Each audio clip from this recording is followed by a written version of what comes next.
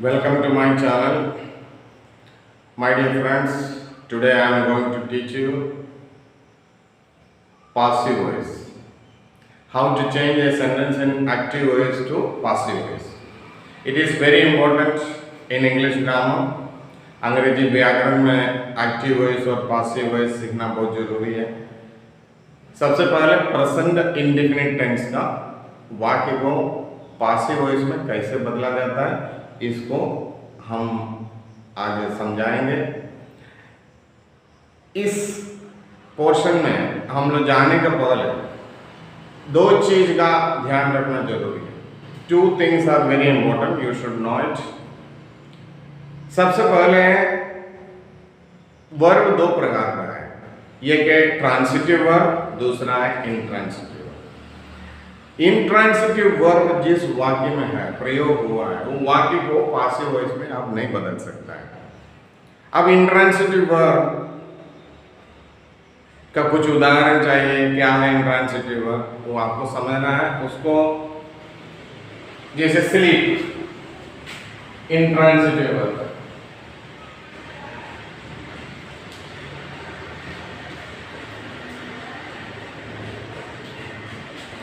Swim,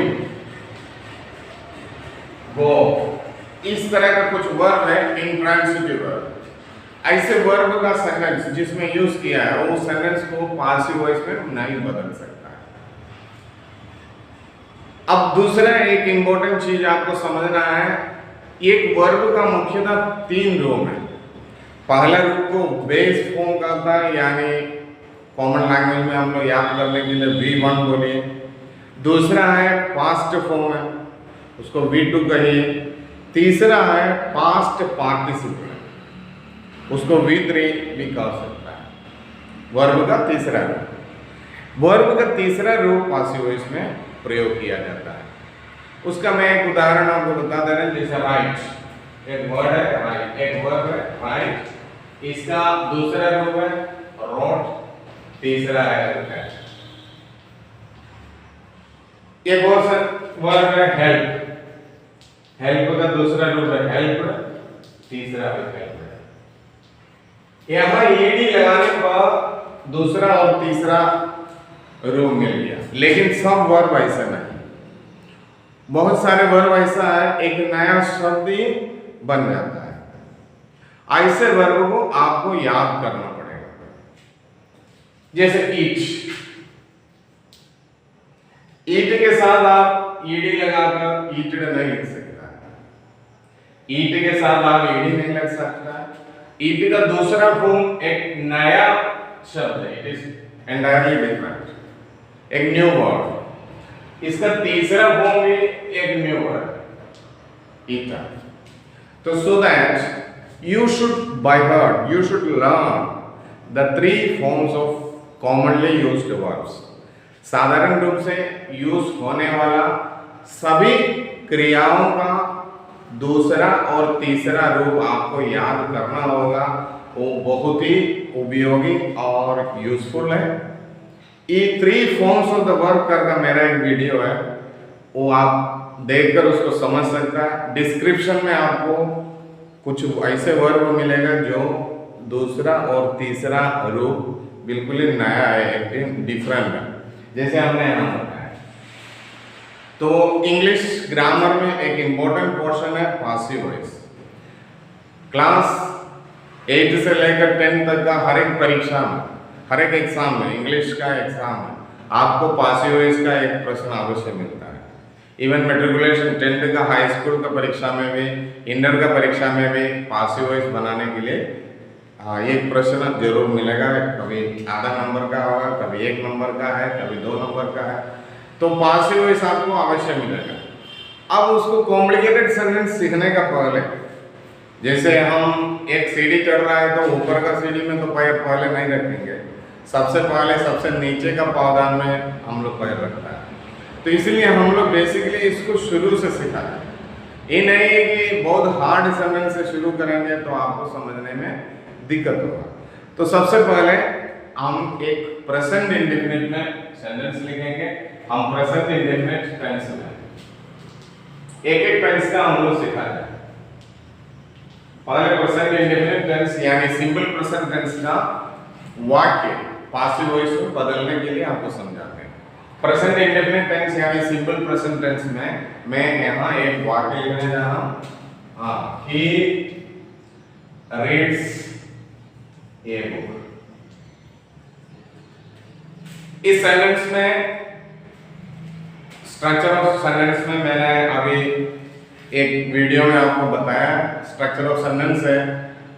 हर एक भाषा में, हर एक लैंग्वेज में its own style of writing है, अपने अपने तरीका है। जैसे हिंदी में हमने बताया, जैसे यहाँ देखिए ये सब्जेक्ट है, इस वाक्य का सब्जेक्ट है ही, पढ़ने वाला कौन है? ही है। अगर इसका जगह पर, ही का जगह पर अगर किसी का नाम है, जैसे John buys a book, John एक बुक खरीदता है, तो यहाँ खरीदने वाला कौन है? जॉन। यहाँ एक व्यक्ति, एक सब्जेक्ट है, और क्या कर रहा है? पढ़ रहा है, पढ़ता है, तो उसमें रीड्स ई वर्ब है, क्रिया है, क्या कर रहा है, क्या है, और क्या पढ़ता है? A book. तो ये ऑब्जेक्ट है, ये वर्ब है, ये ऑब्जेक्ट है। इस तरह एक सेंटेंस में तीन भाग है, तीन पार्ट्स है। तो इसका पहला जो हम बताया subject, verb, object. Passive voice जब हम बनाएंगे तो वाक्य का ऑब्जेक्ट सब्जेक्ट बन जाता है। ये ऑब्जेक्ट है, ये सब्जेक्ट बनेगा, तो यहाँ ए बुक सब्जेक्ट बन गया। ए बुक सिंगुलर है, एकवचन, तो हमें इसको ईस लिखेंगे, ईस लिखा जाएगा। और बाय, ही हिम में बदलेगा। कोई केसेस वाला वीडियो में मैं आपको बताया, nominative case, possessive case, objective case. तीन तरह का केस है प्रोनाउन में, तीन तरह का केस है। तो ये जो प्रोनाउन है इसका ऑब्जेक्टिव केस, क्योंकि उसको ऑब्जेक्ट के जगह पर आना है। ही को यहाँ ऑब्जेक्ट के जगह पर हम लोग न ले लिया, तो उसको ही का ऑब्जेक्टिव केस हिम बन गया। अभी यहाँ देखिए, इसको हम बहुवचन कर रहा है, जॉन बाइज बुक्स, जॉन किताबें खरीदता है, तो यहाँ बुक्स प्लूरल है। जब बुक्स प्लूरल है तो इस नहीं आर लगेगा, क्योंकि यहाँ ई बहुवचन।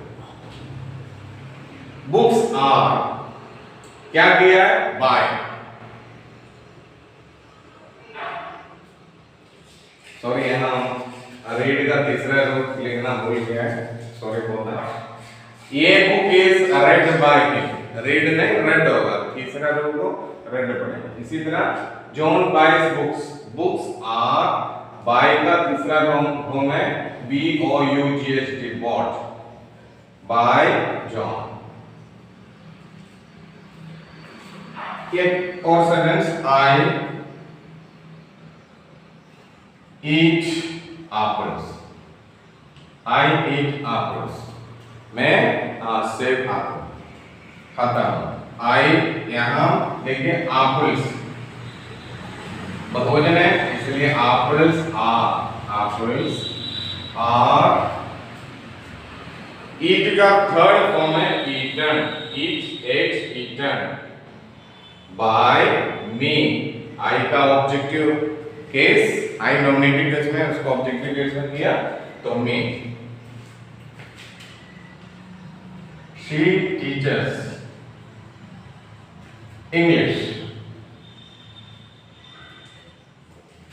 यहाँ ऑब्जेक्ट इंग्लिश है, तो हम यहाँ ऐसे डालेंगे इंग्लिश। बहुवचन में है इज। टीच का थर्ड फॉर्म है taught, T A U G H, taught by. She का possessive case, sorry objective case था। इस तरह हम लोग इन वाक्यों को पास ऑफ एक्टिव वॉइस से पासिव वॉइस में बदल सकते हैं। ये एक्टिव वॉइस में, ये वाक्य एक्टिव वॉइस में। मैं आपको डिस्क्रिप्शन में प्रेजेंट इंडेफिनिट टेंस में 10-15 वाक्य देंगे, और आप एक्सरसाइज के रूप में उन वाक्यों को पासिव वॉइस में बदल कर अपना एक्सरसाइज कर सकता है। तो फिर से मैं आपको नया फिर से समझाने जा रहा हूँ, कुछ उदाहरण और देता हूँ।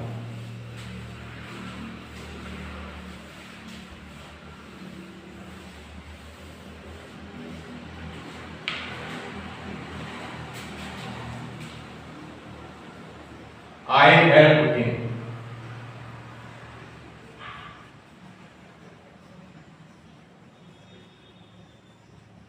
They eat mangoes. We send a letter.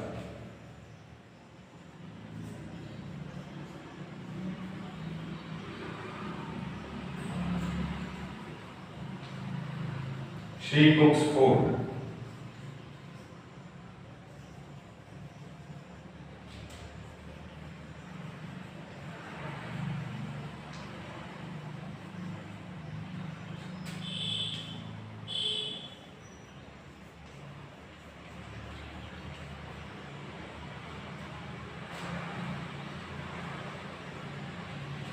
Sita teaches me.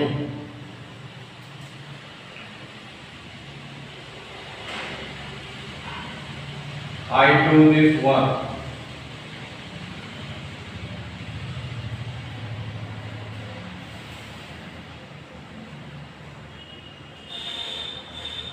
We seek a bird.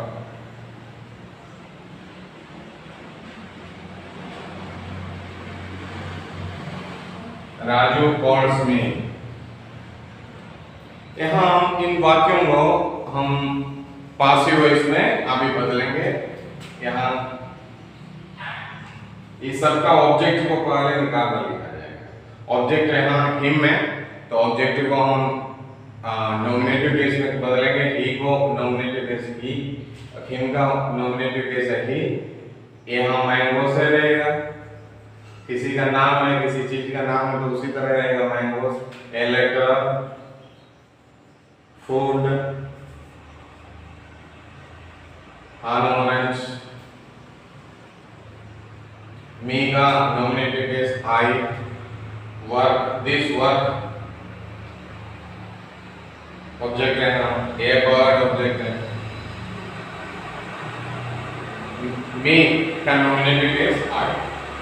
ये हो गया। अब देखिए ही का ही इज एक वजन है, ही एक वजन है तो इज, मैंगोस बदल है तो आर। इसको हम लोग पहले लिखते हैं, इसका वर्ब क्या लगा है। ए लेटर है is, food is, an orange is, I am, I के साथ आम लगता है। This verb is, a bird is, I के साथ आम। अब हमें वर्ब का तीसरा रूप देखना है। हेल्प का हेल्प, ईट का एट, सॉरी ईटर, सेंड का SENT, कुक का कुक्ड, ईडी लगेगा तो हो जाएगा। बाय का बाइस बॉट,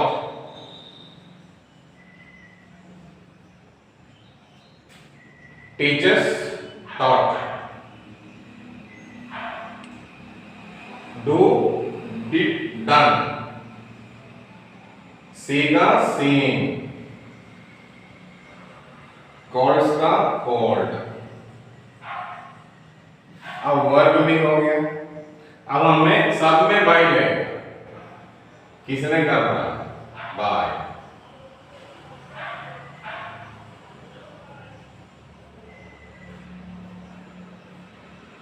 अब देखिए ही का आई का जो सब्जेक्ट है उसको ऑब्जेक्ट में आएगा। बाय मी उसका ऑब्जेक्टिव केस। दे का दम, वी का अस, शी का हर। नाम है तो उसी तरह रहेगा, नाम या चीज का, वस्तु का नाम है। सीता ऐसे ही रहेगा सीता। आई का में और वी का अस, राजू का राजू रहेगा। इस तरह हम लोग एक्टिव वॉइस को पासिव वॉइस में बदल सकता है। इस विधि आप लोग समझ गए होंगे। सीखना क्या है मैं आपको बता दे रहा हूँ। पहले क्लास में हम लोग केस में नॉमिनेटिव केस से ऑब्जेक्टिव केस में, ऑब्जेक्टिव केस से नॉमिनेटिव केस में बदलने के लिए सीखना है। आई का क्या देंगे मी, वी का अस, शी का हर, ही का हिम, इट का इट, यू का यू। तो नॉमिनेटिव केस में अगर प्रोनाउन है, सब्जेक्ट का जगह पर नॉमिनेटिव केस है यानी प्रोनाउन है, तो उसको हम लोग ऑब्जेक्टिव केस में बदलेंगे, ऑब्जेक्टिव केस को नॉमिनेटिव केस में बदलना है प्रोनाउन। इस तरह हम लोग इस सेंटेंस को पासिव वॉइस, ये जो सेंटेंस है इसे पासिव वॉइस में आपको डिस्क्रिप्शन वाला इसमें आप देखिएगा तो मैं सेंटेंस आपको देंगे, उस सेंटेंस से आप पासिव वॉइस बनाने के लिए सीख लीजिएगा। और पासिव वॉइस में भी वाक्य देंगे जो आप एक्टिव वॉइस में बदलने के लिए सीखना है। तो इसको जैसे देखें कि इज हेल्प्ड बाय मी, तो मी को हम आई में बदलेंगे I help him, I help him. उसी तरह mangoes are eaten by them, they eat mangoes. इस तरह का पासिव वॉइस से एक्टिव वॉइस में भी, एक्टिव वॉइस से पासिव वॉइस में हम लोग बदल सकते हैं। डिस्क्रिप्शन में दोनों सेंटेंस देंगे, आप उसको बनाने का कोशिश करें।